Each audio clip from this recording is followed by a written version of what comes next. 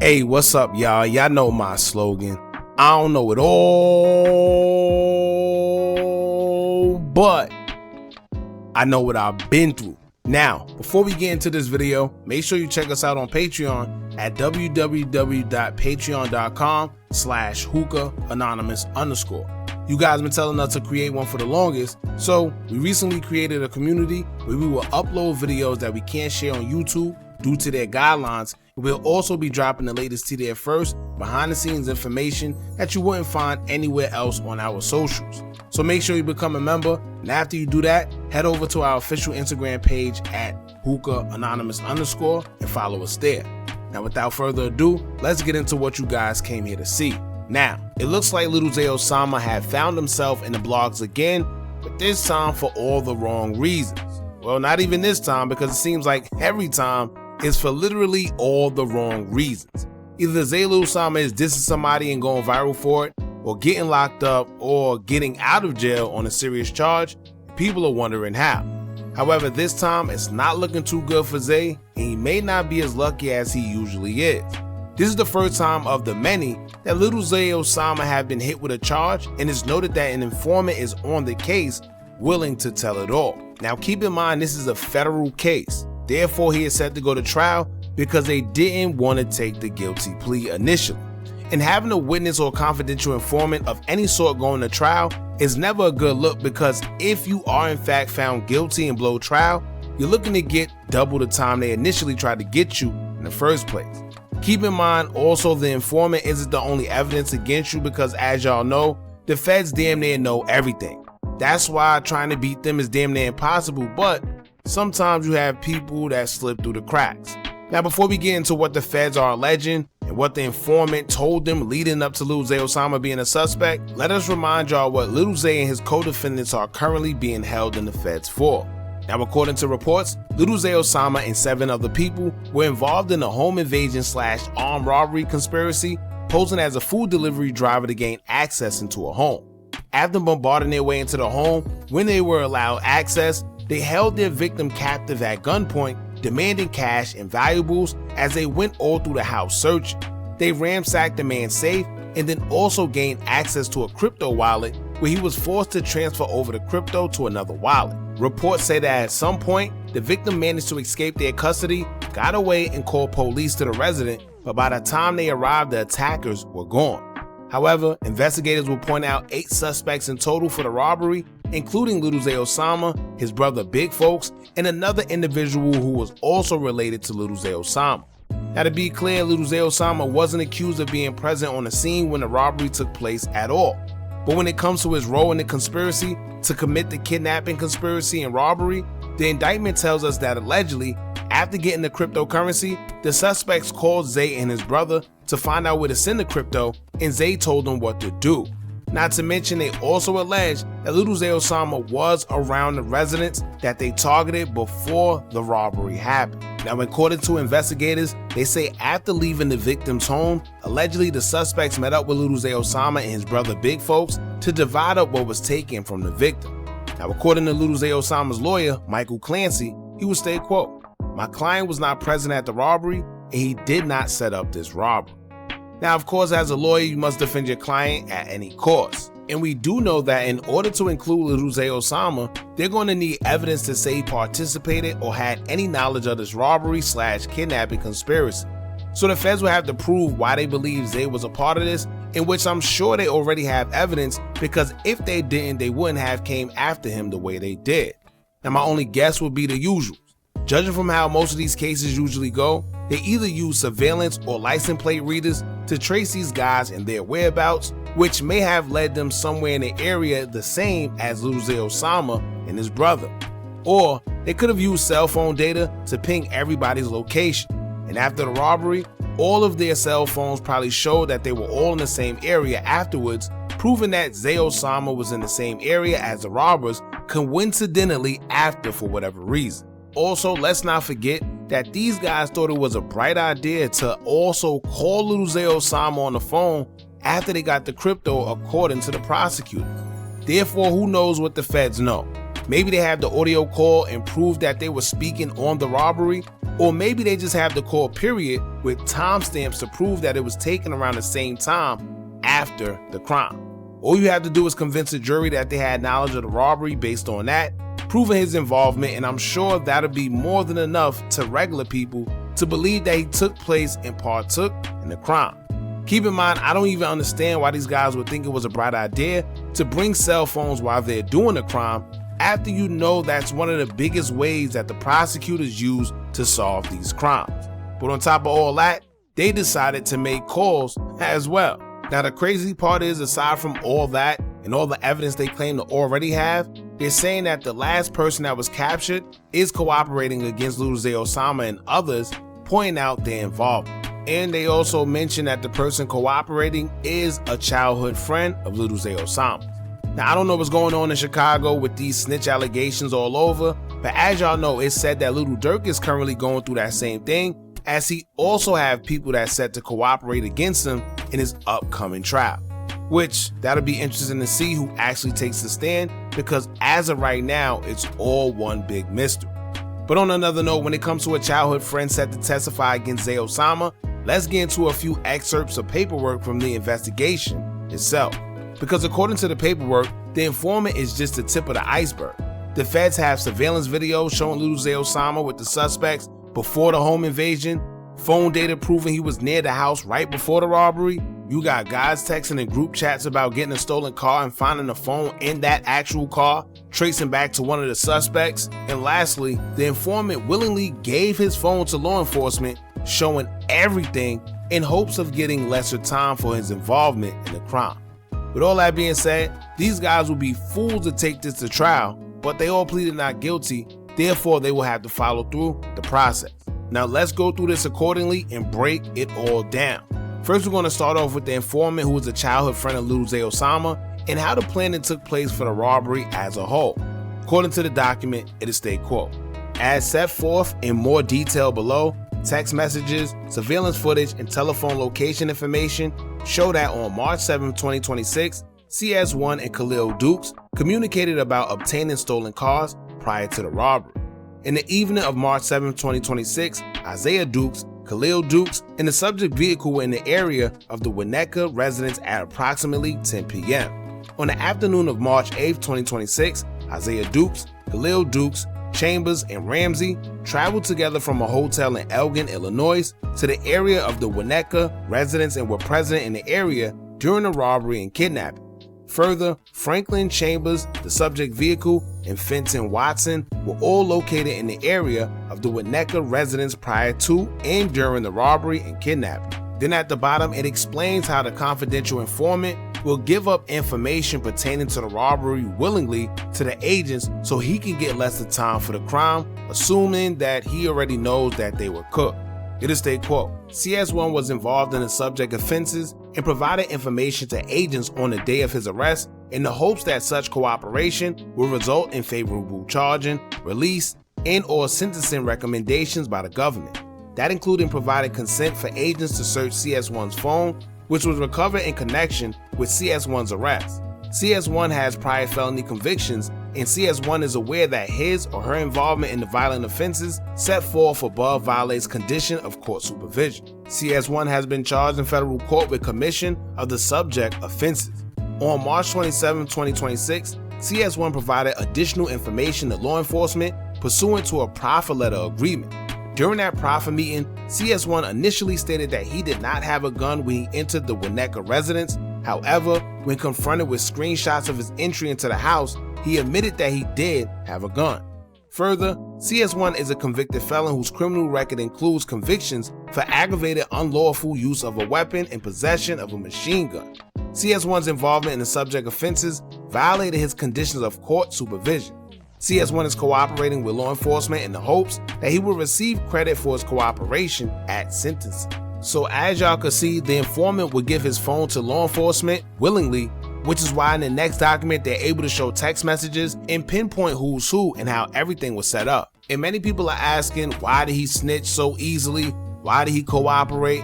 Well, at the end of the day, y'all gotta remember, in the document it says that he's already on supervised release, which means he already has a case going on and the courts is already watching him and he already know he's cooked. So being that he caught a new case and he's involved in something new, he's already going to get violated for that, and on top of getting a new sentence with this new crime. Now that's not a reason to go and cooperate, because I believe if you do the crime, you do the time. But this should be a lesson out there for y'all that do things with these people that y'all don't know anything about, and next thing you know they end up flipping on you because they're looking out for themselves. It just is what it is. Now in the next document, it shows Lil Zay Osama's brother Big Folks asking guys for a hot car in the chat, and a day before everything took place on March 7th, not only are they asking for hot cars, they also went by the house, they went to stake everything out, and it pinpoints guys in that same location. The document will read, quote, according to a review of text messages from CS1's phone, on or about March 7, 2026, Kyle Dukes, using subject phone 4, sent a message to a group chat which included telephone numbers used by CS1 and Ramsey, saying, quote, who got hot cars, man? Based on my training and experience, I know that hot cars mean stolen cars. Later in the group chat, the same contact, subject phone 4, sent a message saying, quote, money sent to them for the car, where they at? Further, this same contact said at approximately 7:29 p.m., quote, we gotta play the hit, like we gotta go. Historical cell site data obtained pursuant to warrant shows that subject phone 4, subject phone 3, and the telematics control unit contained in the subject vehicle were all in the area of the Winnetka resident at approximately 10 p.m. on March 7, 2026, the night before the robbery. Based on my training and experience, the presence of certain of the co-conspirators' phones, as well as the subject vehicle, near the Winnetka residence on the night before the robbery and kidnapping would be consistent with the co-conspirators surveilling the Winnetka residence and or engaging in planning for the robbery and kidnapping. Now that was some of the evidence they gathered on the suspects from the night before the actual incident on March 7, 2026. But here's more evidence they have on the suspects the day of the incident on March 8, 2026, and afterwards using text messaging, surveillance footage, and other cell phone data collected. The document reads, quote, a review of CS1's phone revealed text messages, exchanges on or about March 8, 2026 between CS1 and a contact named Fatman. The contact named Fatman was associated with telephone number 872-8772. A query of a commercial database used by law enforcement revealed that Ramsey is associated with the telephone 872-8772, hereinafter Ramsey's phone. On March 20th, 2026, Ramsey, Brown, and 2 other individuals were found during the execution of a search warrant on a resident on the 12,000 block of South Wallace, Chicago, following a police chase.